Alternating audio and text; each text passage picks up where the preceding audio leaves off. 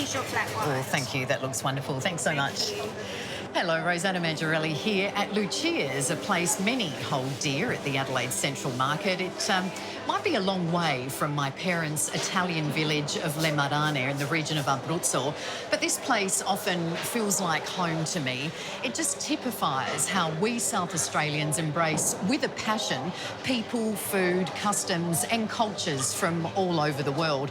In fact, passion is what underlines much of what you'll see over the next half hour as we celebrate the amazing cultural diversity that is our home.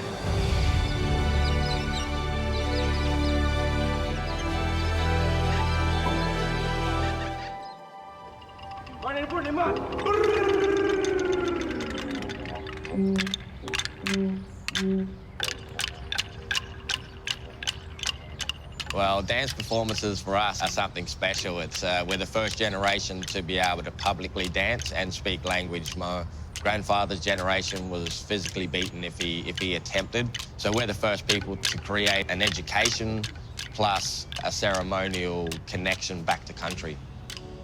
My name's Jack Buckskin. I'm a Kaurna Narungga man. I'm a language teacher and a cultural educator.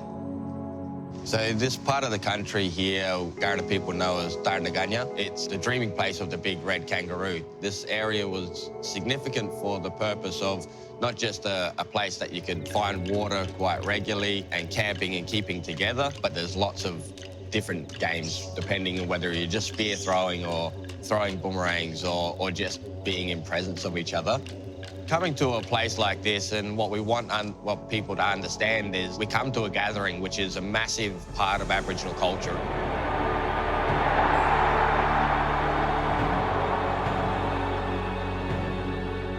Sport is a massive way to connect people, and through that mode, to understand the place that we stand on is based on the footsteps of our elders that have gone before us. Our culture is about acknowledging our past and people that go before us, because without our past, there is no us at the moment. Football's become definitely a religion for our people, and I can tell you nearly every Aboriginal kid grows up wanting to play AFL footy. That was my plan A, B and C as a kid, and everybody wants to get to the big dance, and you know, we idolise the people that eventually get there, that's for sure.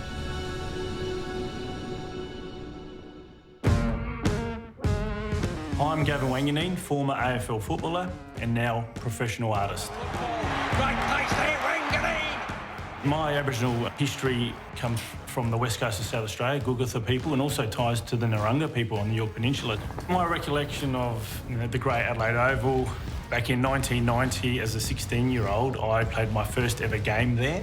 A portion of the grandstand is named after myself, and it's a wonderful, I guess, achievement. Now, as you get older, you start to reflect back on what you've done with your life. You realise how important a role model you were for young Indigenous kids.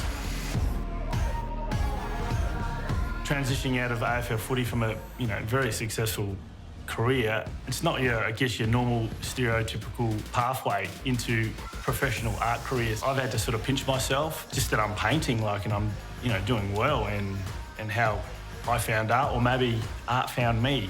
I think when anybody looks at Aboriginal art, I think it's really important to try and connect with that piece of art and find out where it came from, who are the people, the Aboriginal tribes of that, and which regions were they traditional owners of. So Aboriginal art is like a piece of education. Yeah, well, I guess when people come to Australia for the first time to settle here, we're a very multicultural country, and it's great to celebrate all cultures here in Australia as Australians, but I think it's really important to educate yourself about the first Australians and the history of our culture. I guess when I paint, I imagine myself at the highest point of the universe, looking down with a wonderful view, looking down through the stars, through down to country. A galaxy of possibilities for an emerging artist, while for a new Adelaide arrival, the heavens offer limitless opportunities.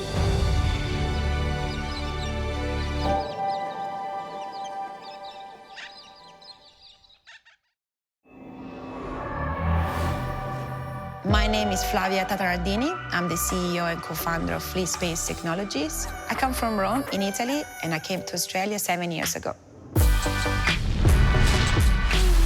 I loved space since I was a little girl. I don't know, I think the thing that really, really drives me is the exploration, like the unknown. I think it's just part of us as humans, you know? We want to go to learn more about where we come from and where we're going and what is out there. For me, space is just opportunities. And it's not just the deep space, it's also space around Earth. How can we use it better for a better life, for a better planet, to help this planet that is struggling?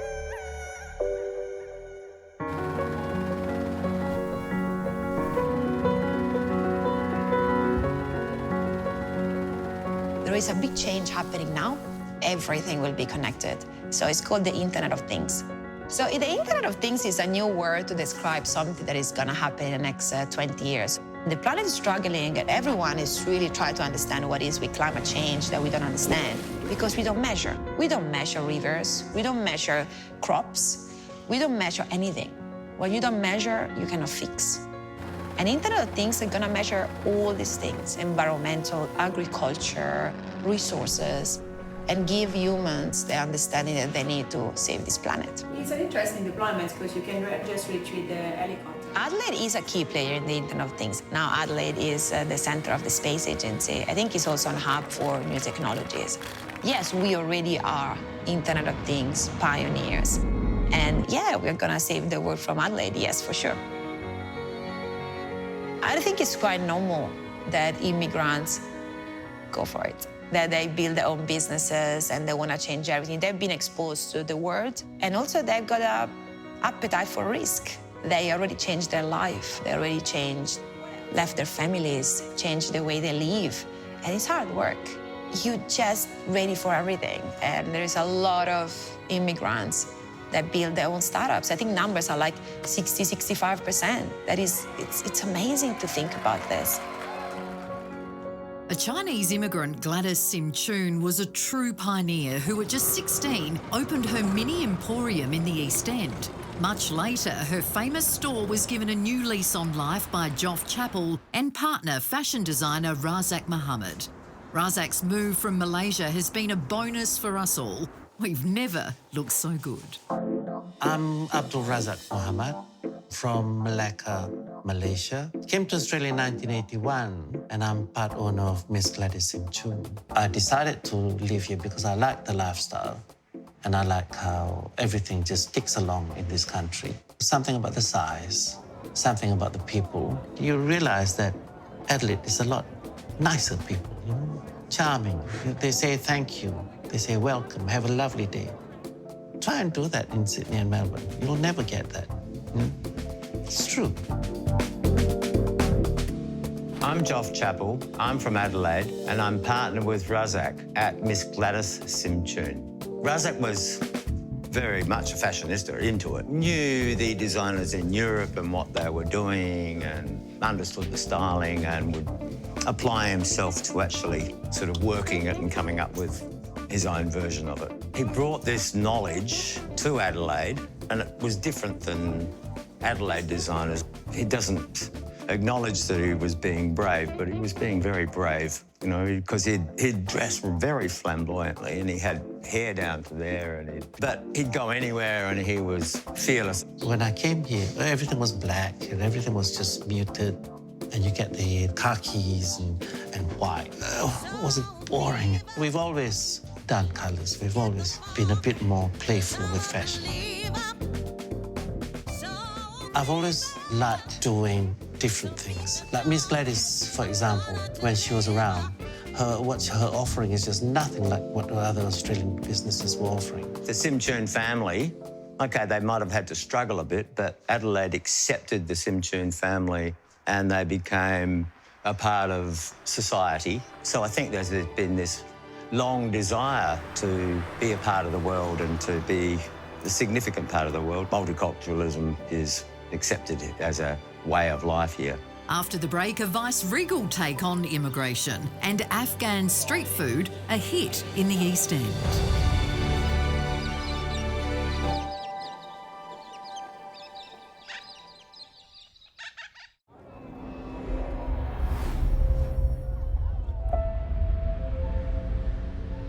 My name is Hugh Ben Lê. I come from Vietnam. My wife Lana and I arrived in this land with little more than the clothes on our backpacks. All we wanted was a destination where we can live safely and we can live in a society where the basic human rights are upheld. After our boat arrived in Darwin Harbour in November 1977, we stayed at the Pennington Migrant Hostel. We ate typical Australian food, which was roast meat and 3 veggies. And one day, Lana and I decided that we would try to cook a traditional Vietnamese meal. And my job was to go out and searching in the local stores for lemongrass. I tried very hard to every single shops that I could find in around the area of Pennington. Finally, one shopkeeper, out of frustration, he called me in and he said to me, "Mate, in Australia, we don't eat grass." I'm always proud of the fact that we took the journey, and the first time in our life we experienced something that we never had before, the living in a peaceful country. That was overwhelming. And being a boat person or being a refugee is nothing to be ashamed of. In fact, to be a refugee or a boat people is the one who have a huge courage and determination and the inner strength that helps you to be confident that whatever happens that you have to confront with, you have to deal with that.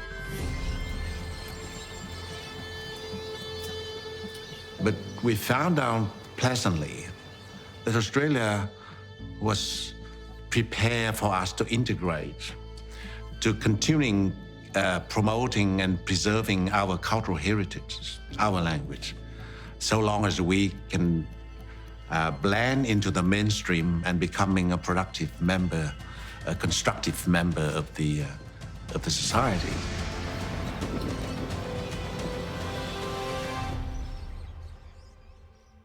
I'm Dakani Ayubi, born in Kabul, Afghanistan, and we're at Kuchi, Delhi, Parwana. So Afghanistan in the 80s was actually in turmoil. It was the height of the Cold War.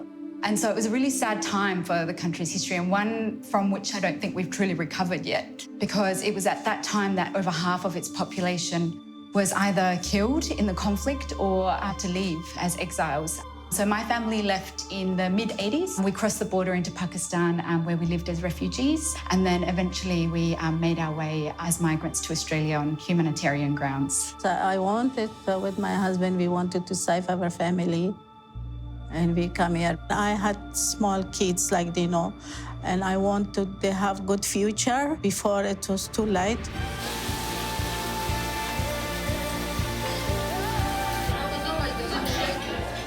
I wanted to introduce Afghan food to other people, and that worked. Yeah.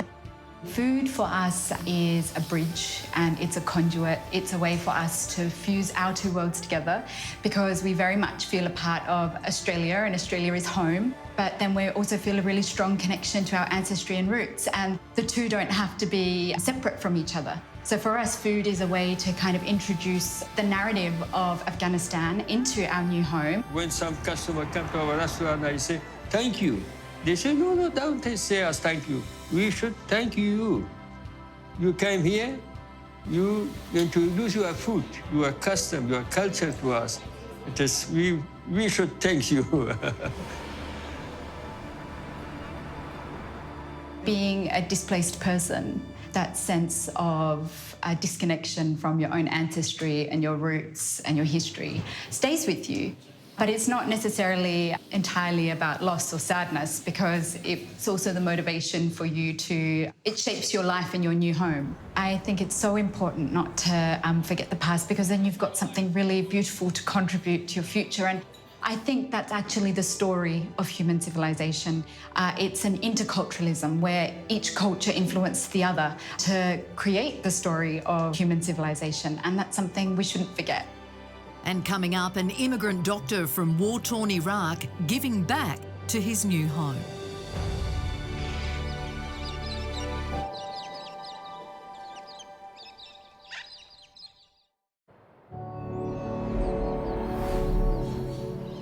I'm Hamoudi Neshmi Al Daini.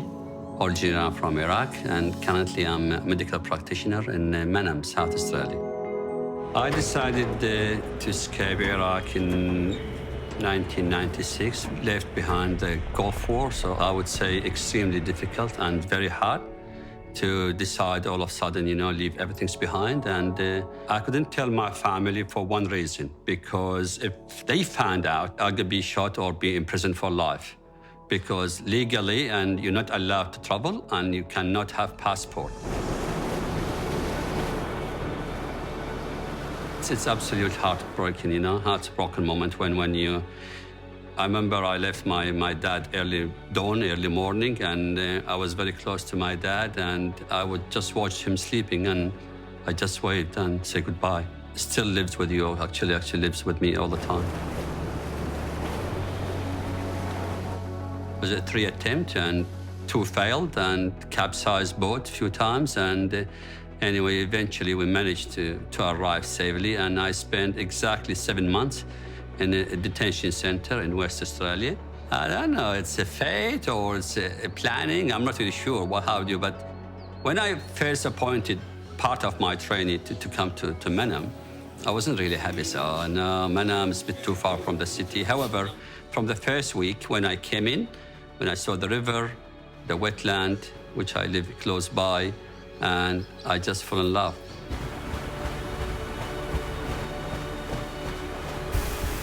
I think they have impressed me by all means, by, show their appreciation for my work and for my presence and my existence in Manam. I feel part of the community, and it's just my nature, and I would like or always ready to and willing to help others in need or in demand.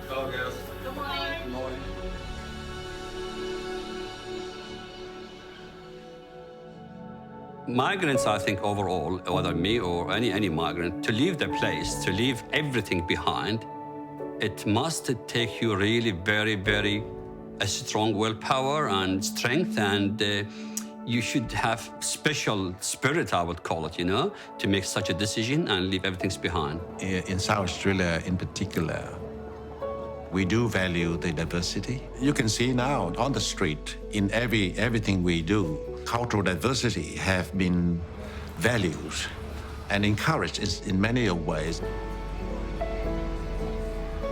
When we start to have really honest conversations around where we are today and what we can build together moving forward, then I think, that will be a greater Australia and a greater Adelaide for all of us. Why not Adelaide? You're in Sydney.